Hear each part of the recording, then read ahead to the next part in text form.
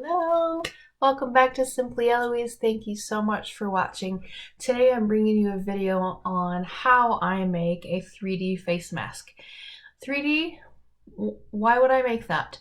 Earlier this year when all this COVID stuff happened, I was making 2-ply pleated face masks, just like surgical, where it has the elastic and you put it on over your nose and pull it down under your chin.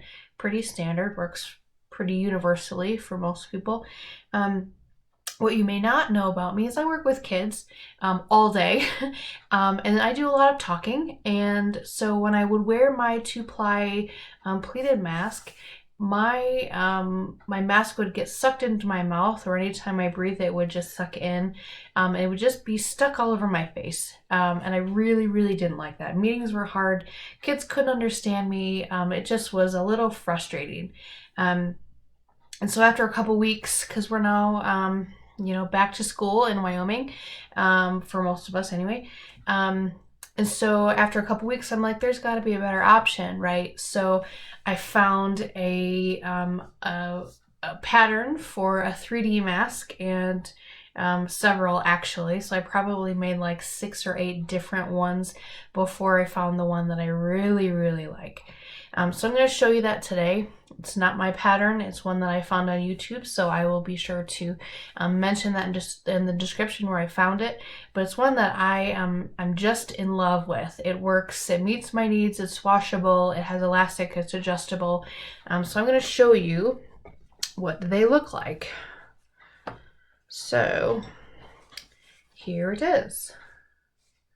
So it has this, pretty thick band that goes around, and then it has, this is where the nose would go, and then this is where the chin would go. And then of course you have, I'm using elastic right now, but they're adjustable, as you can see. I know there are some different elastic enclosures that help adjust elastic so you don't have this knotted look. Doesn't matter to me in the least. It goes behind my ears and nobody even knows. So for me, it doesn't really matter.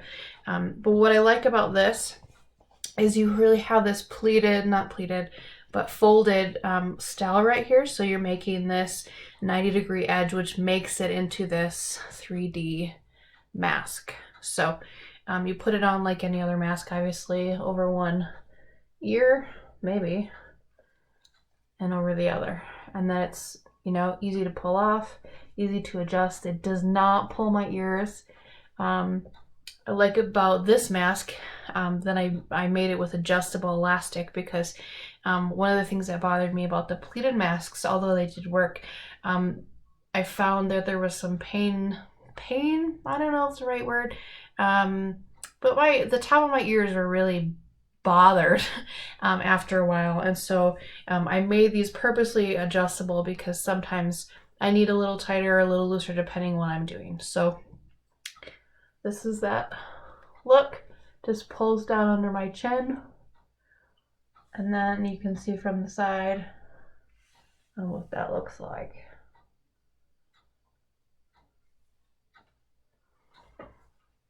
And my husband jokes a little bit. He goes, "You look like a stormtrooper." It's like, well, I don't really care what I look like. As long as I could talk with this thing on and work with kids, works for me. So I don't mind it. As you can see, I'm speaking pretty clearly. My mask isn't getting sucked in like it would with other masks. You have a little bit of give just because this has been washed several times and re-ironed. But it doesn't get really stuck to my mouth like the other ones have. So I really like that. A little give here. I can put a finger here. Not a ton of room down here, but we don't really want a ton of room down there anyway. So I'm pretty comfortable with this so far. So I'm going to make a couple for you, a couple for me tonight, but I'm going to show you some of the videos and some of the pictures as I do it. So hope you enjoy. Let me know your feedback. Tell me what masks you're using. What do you like about it? Have you found things that work for you? If you're a talker like me, like I talk all day, then you absolutely need something that works for your lifestyle. So please do share. So the template that I used looks like this. And as you can see, it has several different sizes. The one that I chose that worked best for me was the large. And I made just a few tweaks just to make sure that it fit just how I wanted, but for the most part, I used this large, this third shape in. When I was making one for my husband, he's very tall, and so I went with the extra large and gave him more length. So I probably cut it, make this longer, and then just follow the rest of the shape down so he had that extra large room here. That's kind of where I've been basing sizing off of, is the measurements between your mouth and nose. Like I said, I'm fitting into the large mask, but if your mouth and nose was, you know, let's look at, you know, a 1/4 inch shorter or so, then you would look at medium, or if you're looking at a child size, you would want to go with that small size. So that's kind of where I started. I'm a big pattern person, so I make lots of cardboard cutouts of the things that I use. So of course this is an old like Kleenex box, but they make really super durable sewing patterns. So I just traced it out on my cardboard and cut it out. And so that's what I've been using to make multiples really easy. So for this mask, you're going to need 2 pieces of the same shape. And so it's easiest to cut out, draw the pattern. At least for me, this is what I do. I draw the pattern on the fabric where it's doubled, and then I just cut it out. So then I have an exact copy of it underneath, and then I can sew from there.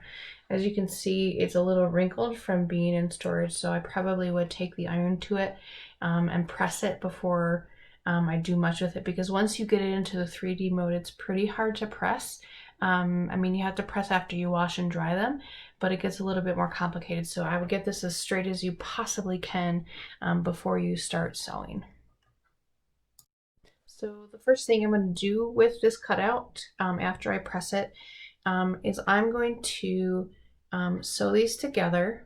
And what you want to make sure you do is you have right sides together, because we're going to sew it and then we're going to flip it inside out.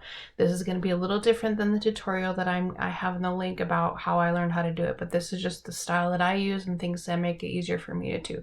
So the way I do it is I take 2 pieces, make sure my right sides face each other. So whatever side you don't want to look at needs to be on these outside pieces.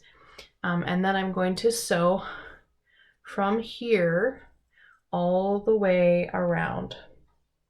And then I'm going to come out up here. So you're going to have everything sewn on the edges except for this little space here. This is where you're going to be able to turn it right side out. And I think I'm probably doing maybe 1/8 or 1/4 inch.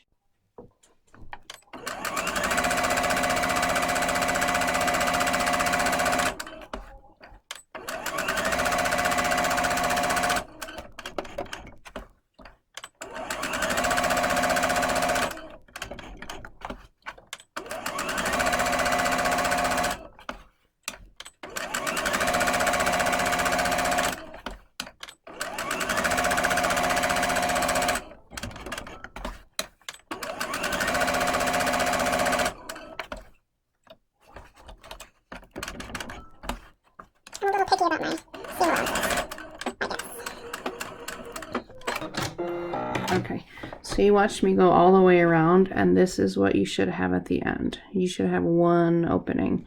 The rest should be completely sewn. Okay, so at this point, I'm going to turn it inside out. So you're just going to start pushing it out, and then you're going to press it.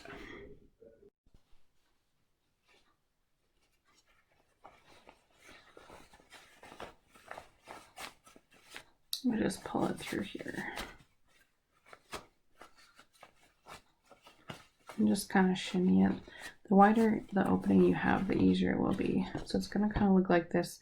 And then I have like a chopstick that I use to just turn on all the ends. So you want to do that before your iron, because you need all of the corners to be pushed out.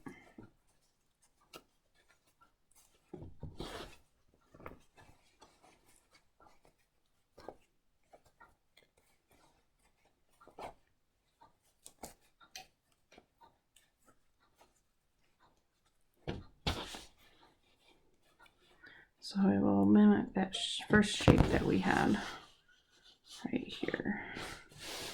So looks pretty good from here. And we're just going to press everything.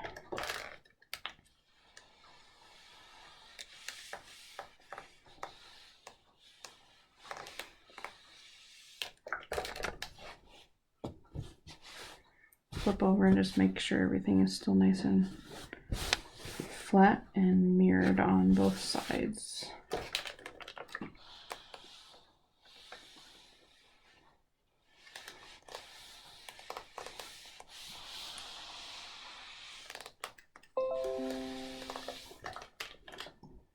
Okay, so we have this piece now. What we're going to do from here is fold this so we have a straight line from corner to corner. Okay, so do your best to find those corner points, and you want them to really match. So you don't want it to be too high and this one to be too low. They really want them to be even. And if it's easier to flip because you don't have that bunching from the seam, then that's fine as well. This looks pretty good to me, so I'm going to press that right in place.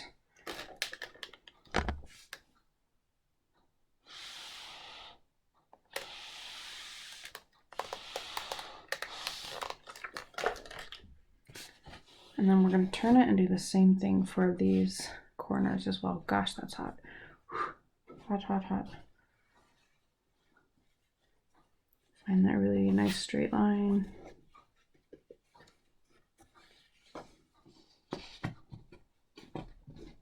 And then press.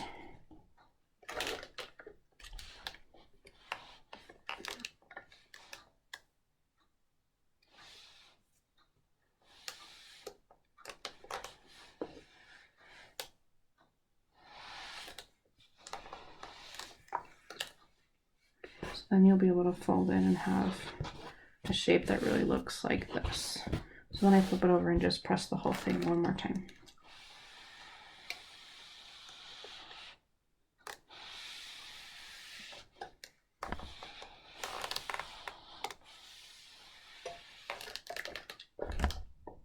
Okay, the next thing we're going to do, oh, I should show you this. So as you can see, my top wasn't quite even. So even though they matched on the corners, you might just have to double check that because it does need to be even. So I'm going to just pull this one back just a hair to make sure that this is even across the top because we don't want it to be uneven. So if you have a little bit that doesn't match, it's not a big deal. It's more important to have this nice and flat than to have it even. But if it's terribly uneven, you want to check your measurements and see if it's something that was cut wrong or sewn wrong. Okay, the next step we're going to do is with our machine using that 1/8 inch seam allowance, we're going to sew from here along this edge and then from here along this edge, and that's what's going to start to make our 3D form, because then it will start to kind of pop out like this.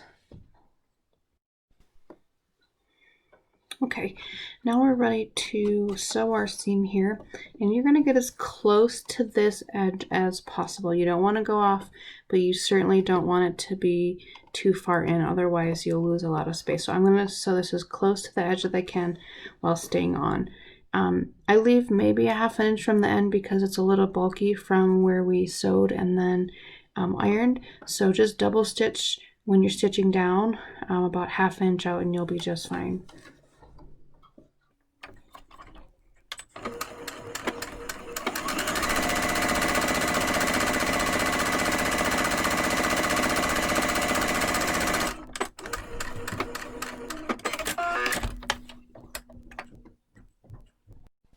Okay, so I've sewn both sides. I only showed you one, but I did both. So it looks like this. You can trim these now, or you can trim them later. It doesn't really matter. What the important part is, what we're going to do from here is going to take these corner pieces and make a 90-degree angle. It's a little tricky, so hopefully the video portrays it in a good, easy way to do. All right, so it doesn't matter what corner you start with, you're going to pick one of these edges, one of these two or these two. So I'm going to start here. So your inside is going to look like this.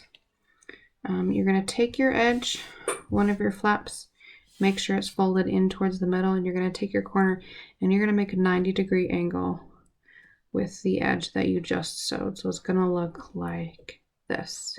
Okay, and you want to pin that in place. Then you're going to take the opposite side, fold it in, and then pull this corner up to make another 90-degree angle. And you're going to turn it, do the same thing on this side, pull the corner to the side we just sewed, make a 90-degree angle, and then pin. And then same for this last one. It can be a little tricky, so just do your best. These first ones took me a little bit to get the hang of. So now you have a look like this on each end. Okay.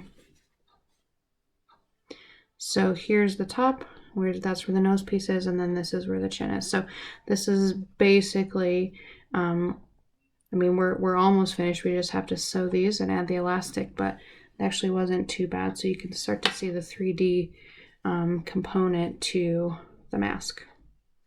So what I'm going to do now is sew as close to this, sorry, it's a bad view, huh? This line that matches up here, I'm going to sew it straight across because we want to match all the way down. We want a seam that crosses the whole mask to keep those in place.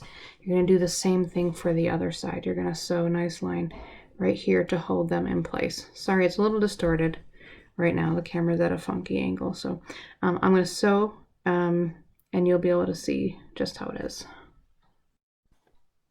So I have the edge of my presser foot lined up with this 90-degree angle we just made, and we're just going to sew right across. So an 1/8 inch or 1/4 inch is just fine for this. It doesn't have to be terribly specific for this part.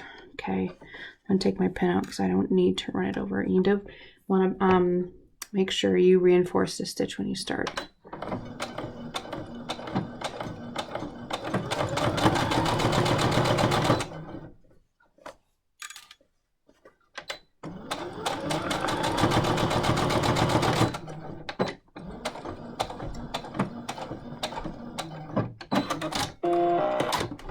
So this is what it looks like now.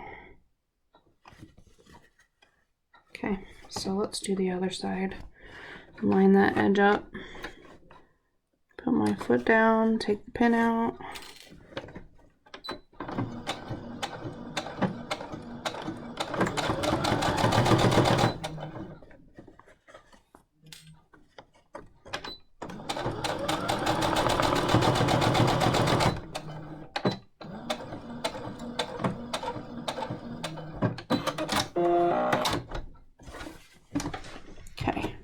So here we have our seam across. So that looks pretty good. Looks nice and clean from the other side. So here's where mine gets a little bit easier for me, but it might be more of a challenge for you. When I do it, now to finish it, I fold this edge over, and this is going to make a little like space for the elastic to go through. But I have this handy dandy tool that has a hole on one side that pulls through. So that makes elastic easy for me to put in. But once you sew this, it's hard to really stuff it in there. So on the original directions I used from YouTube, it has you actually take your elastic. Well, let's just see. It has you take your elastic, place it in here first, fold it over, and then sew it. You just have to be really careful that you don't sew your elastic in place. So for this video, I'm not going to show you that because that's not how I do it. I'm going to show you just how I would finish it. So I'm going to bring my sewing machine back, I'm going to fold this over to match the seam we just made. It looks just like this. And we're going to sew that as close to the edge as we can.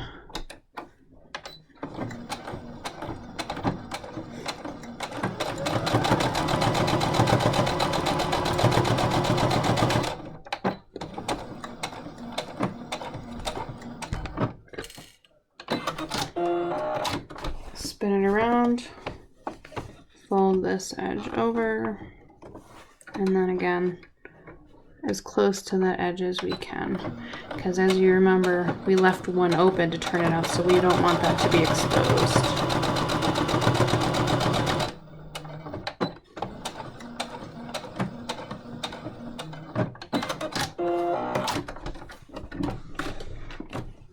So technically this is it. We have it all in place. We just need to add our elastic and do some trimming. Alright, now time for elastic. So I showed you my little tool, and this goes in any little space and you can just shimmy it around. And so that's what I'm going to do with my elastic. So I'll try to post the link for it. I bought it on Amazon. So basically we're just going to stick it in one end and kind of shimmy it out the other like this. And sometimes it takes a few tries where I flip it around to see if I can get a better result. So here it is. I have my elastic, which is about 12 inches. I found that to be a pretty universal size. So I'm going to stick it in one end and gently pull. And then voila, we have our elastic. I prefer for mine to tie mine closer to the end. That way it's not too tight. As I told you earlier, I don't like it pinching on my ears. So as close to the end as I can get it. It'll make it secure but still comfortable. Okay, so all in all, I found it takes less time to make this kind of mask than it did for the pleated mask. And I like it a lot more. As I mentioned, there's a little bit more maintenance to it. When you go to wash this and dry it, it's just gonna kind of fold up. So you want to, if you're gonna make them for everyday use, make sure when you're done in the dryer that you take it out and just iron it. And so the way I iron it is to just fold these pieces in and iron right there. Like I said, you can't iron this because it would take the 3D part away, but you're gonna fold our flaps into the middle and then iron that way after you wash. So here we go.